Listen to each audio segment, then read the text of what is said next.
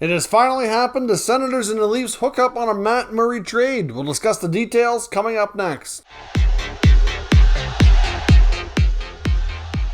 So welcome back to another video here at Top Shelf Hockey. As I mentioned, we have a pretty significant trade between the NHL teams in Ontario. The Ottawa Senators and the Toronto Maple Leafs has hooked up on a deal sending goaltender Matt Murray from the Ottawa Senators to the Toronto Maple Leafs. This is a clear sign that Jack Campbell 100% will not be back in Toronto, which we kind of already pretty well knew or suspected, but this just seals the deal. Now, Matt Murray has 2 years left on his contract at $6.25 million. The Ottawa Senators have retained 25% of that, so the cap hit would be $4.6875.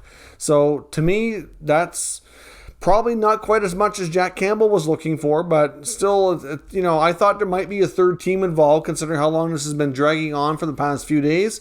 And maybe they'd have a third team retain more to knock that down, and that's not the case. So the Leafs get Murray with 2 years left, like I said, with 25% retained for their efforts for taking Murray. The Senators also throw in a 2023 third-round pick and a 2024 seventh-round pick. Going back to Ottawa is basically nothing. It's future considerations as the rest of the trade. So ultimately, the Maple Leafs get their goaltending situation figured out. A lot of people are confused as to why they would go this route. Obviously, there's familiarity with Matt Murray. Obviously, Kyle Dubas and Sheldon Keefe know him from their time in junior with the Sioux Greyhounds. Obviously, they've brought in many players that they were familiar with from their time there. Some have worked out more than others. Obviously, Jack Campbell was another player that they were familiar with from their past as well. He worked out pretty good, but he's likely moving on now. Matt Murray, of course, had a phenomenal start to his American Hockey League career, got on to the Pittsburgh Penguins at the NHL level, won a couple Stanley Cups. But really the past probably 3 years have been rough on Murray. He can't stay healthy. He's been hurt numerous times. You look at his rap sheet of injuries, it's quite long and extensive. He's been inconsistent. He's had some times where he's played really well, but then it seems like it always gets derailed by injury. So to me, that's the biggest concern is his health.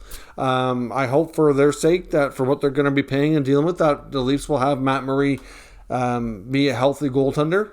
But that's been his downfall. Even when he was in Pittsburgh doing better, he still had issues then, even staying healthy, but it wasn't as bad. It just seemed to continually get worse.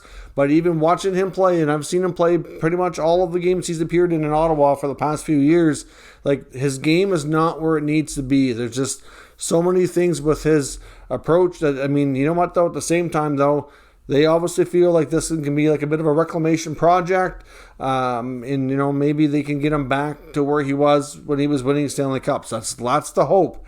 But it just seems to me like there could have been other options out there for Toronto that maybe they don't need to have as a project like that and to kind of put all your hope into. Like, for example, I don't know what Campbell's going to end up getting on the open market. It sounds like there's a team like the Oilers might be prepared to give him 5 years and $5 million per year. That's probably a little more term and a little more money than they want, but at least you can trust him. But at the same time, he's had some health issues too. But still, I would put more faith in what he's done recently than Murray.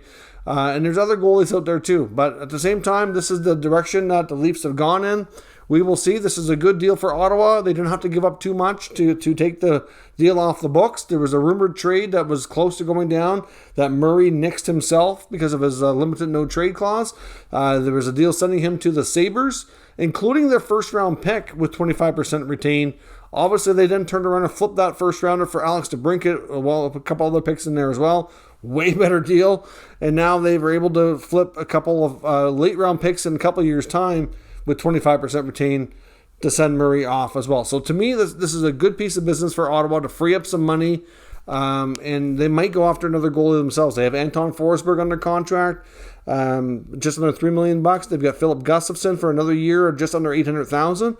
They probably will try to bring in another veteran goalie if they can to either be more of a 1A, 1B with Forsberg, or at least somebody maybe in the $1 million range to kind of, push Gustafsson a little bit and have more competition for the backup role.